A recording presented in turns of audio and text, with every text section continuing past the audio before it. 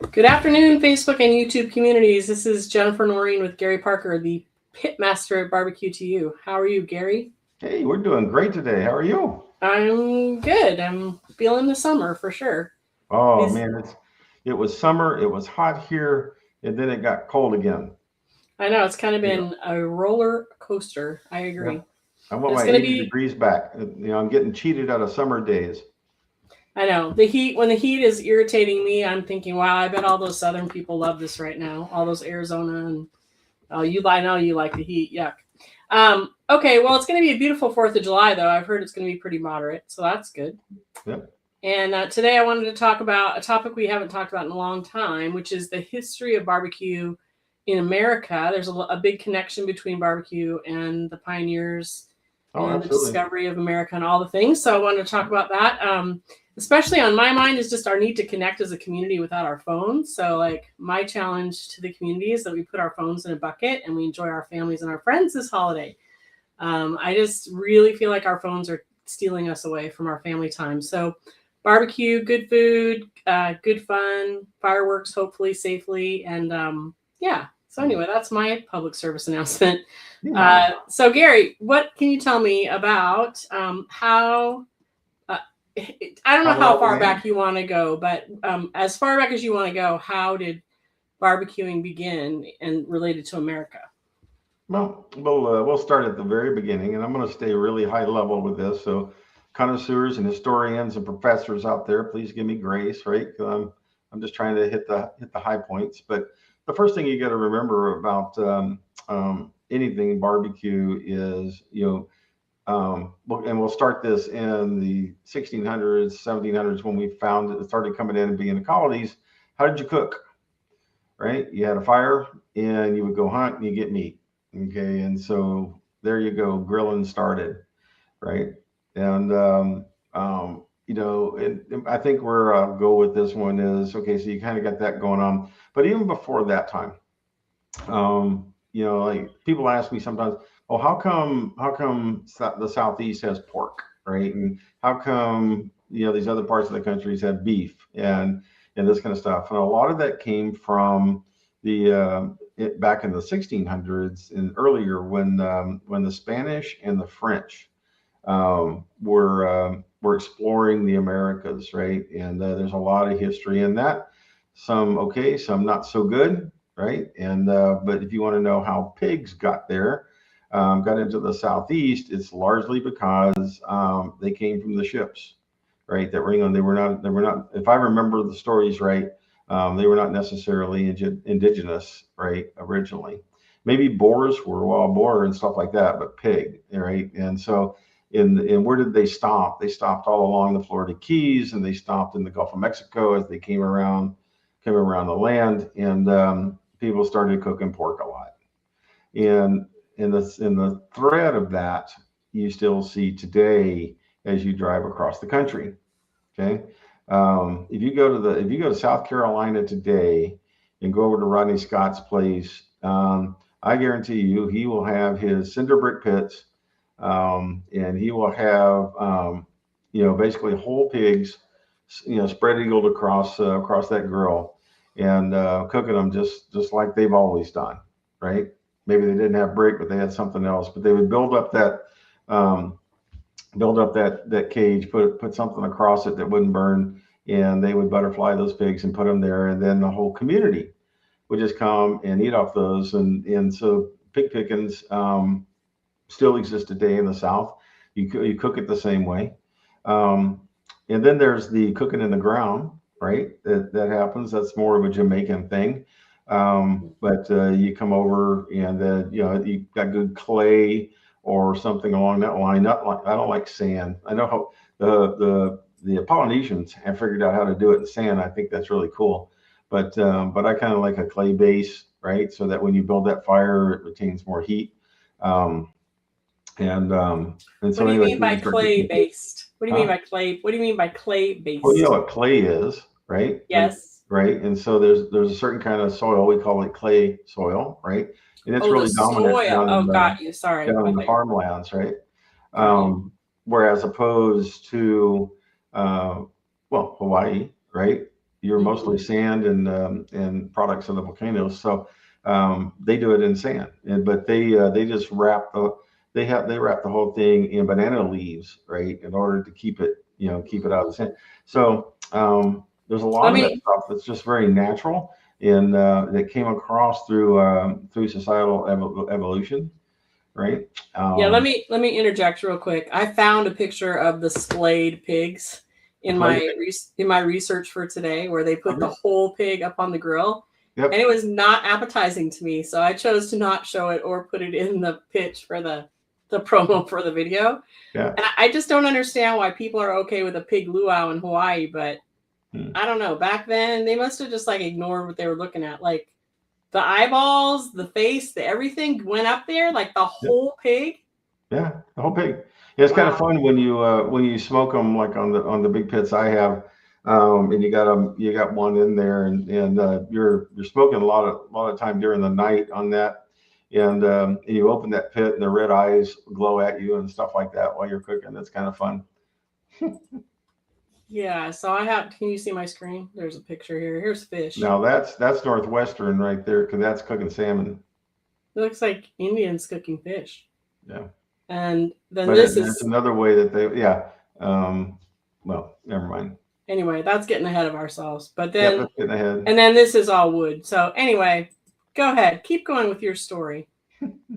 Okay, so anyway, so you kind of got this thing going on. You got a lot of pork going on because and up in the Northeast, you got a lot of pork coming in because all these ships are coming from Europe and in different countries in Europe, and they're all using pigs because that's the way you travel with food, just keep it alive and eat it when you need it, right? And that kind of thing.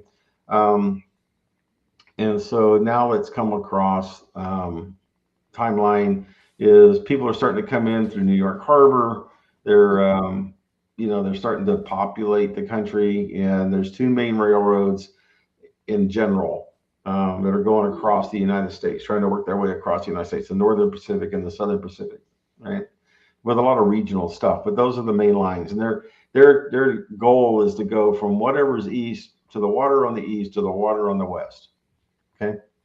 Lewis and Clark have already explored. They've come back and they said, what's out there? There's gold rush crap going on. There's all kinds of things going on. They're trying to get these trains going.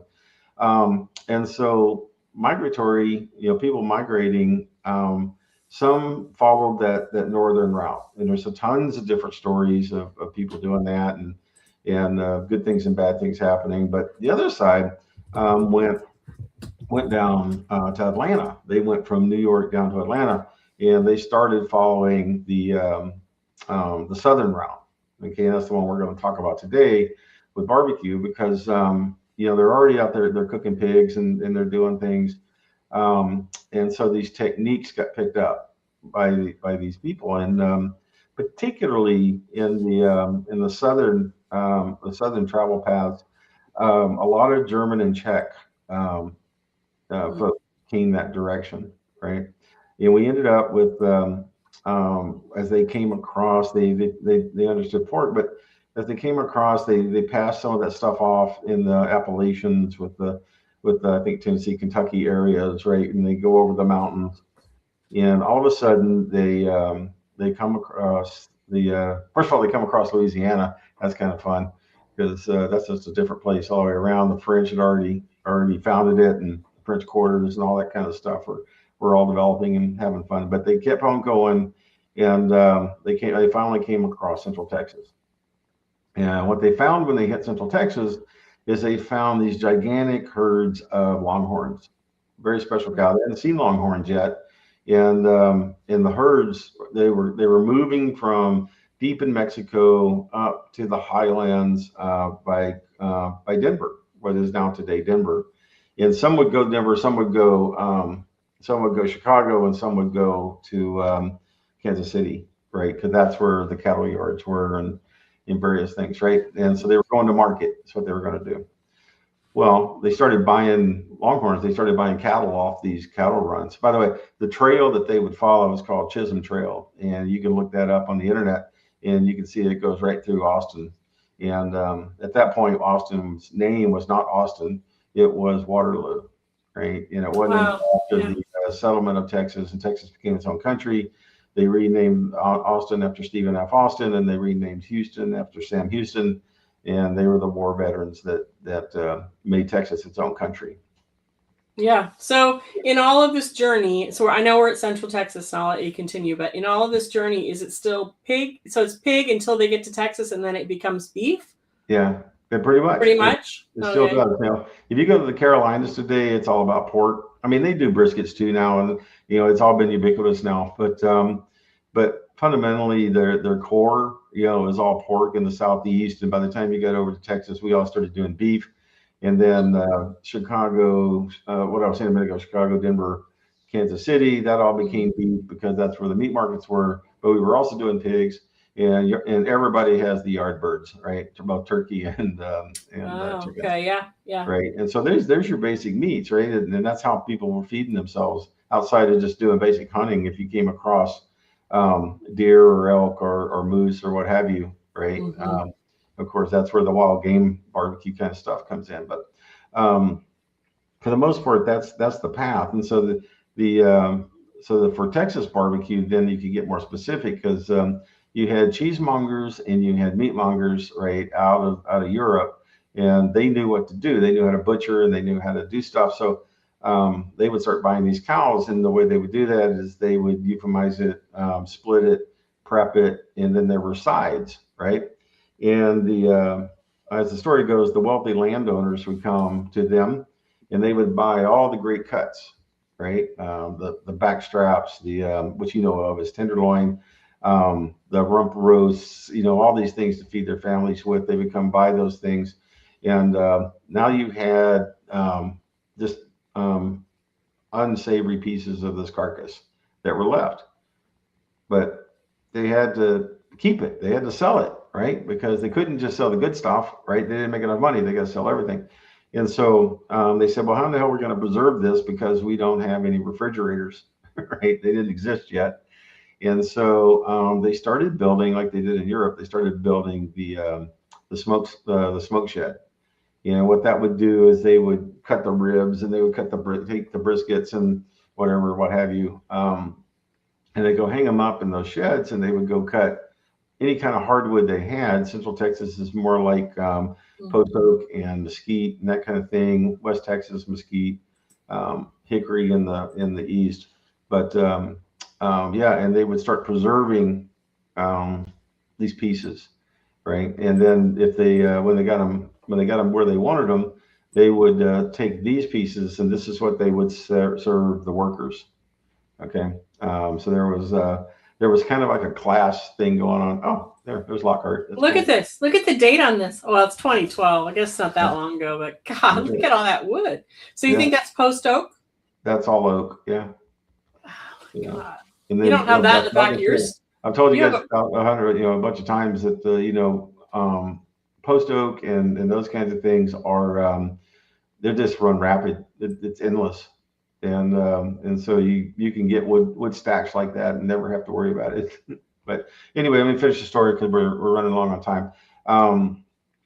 So then they started taking these cuts like briskets and stuff and ribs and other pieces and serving the workers for the fields, right? Because they didn't have money. They were just living off existence. As they started trading.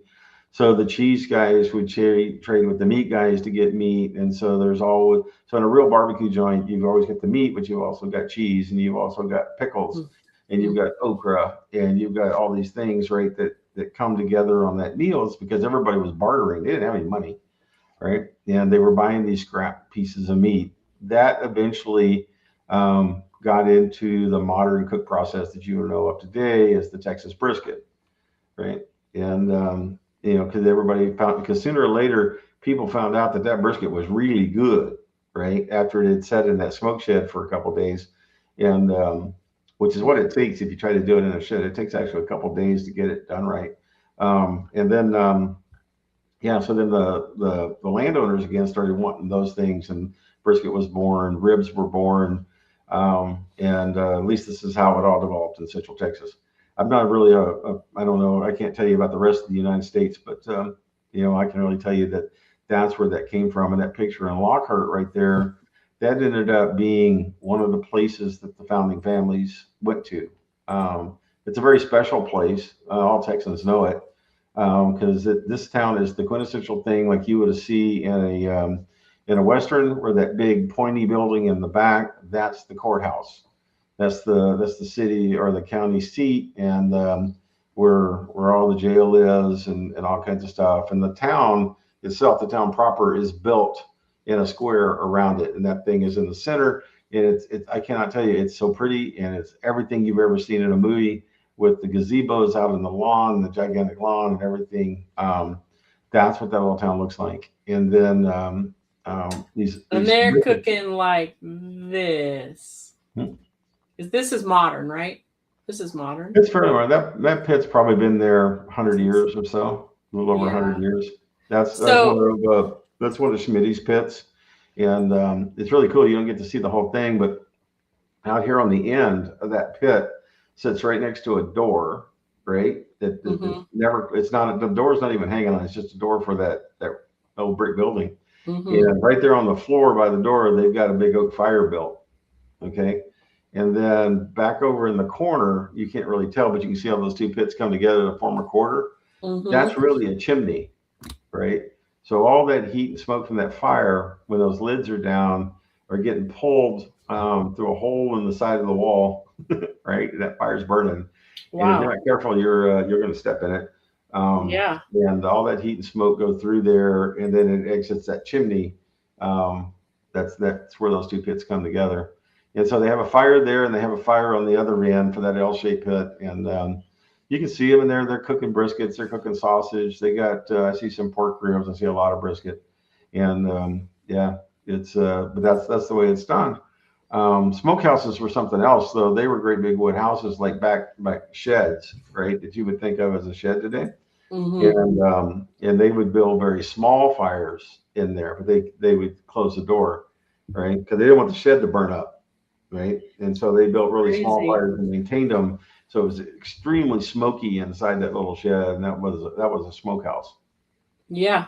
So I don't know if you followed, but it sounds like you just, one of the things we wanted to cover today was the variety and how it evolved. And if you tell that story right, like Gary did, you just heard pig to cow when they got to Texas, Yeah, turkey, cheese. I mean, basically the food staples of America and how it evolved over that early period of our country, which is yeah, just really fascinating to me. So yeah. thank you for that rendition of it. And It you is. do it, you tell that story and you accidentally sort of introduce these varieties. It's very interesting to me.